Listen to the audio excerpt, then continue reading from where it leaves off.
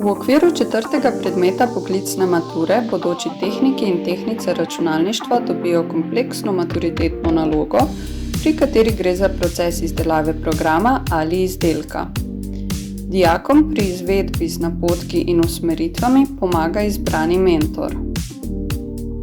V nalogo in v poročilo dijaki in dijakinje vložijo približno 100 ur svojega dela, pri čemer uporabijo pestro znanje, ki so ga pridobili tekom študija.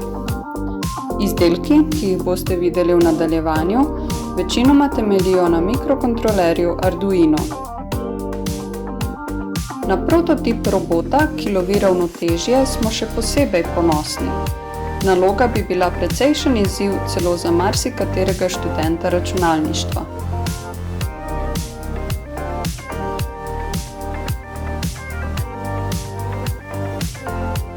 Vremenska postaja je zelo lično in natančno izdelan projekt.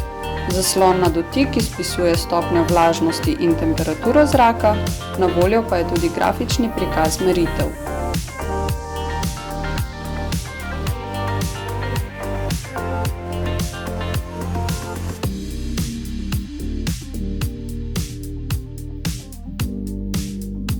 Pred nami je model arkadne košarke, ki je sicer zelo popularna naprava v zabaviščnih centrih po svetu, za standardiziran tip arkadne košarke pa beležijo tudi rekorde v Guinnessovi knjigi. Kategorija se imenuje Pop-a-Shot.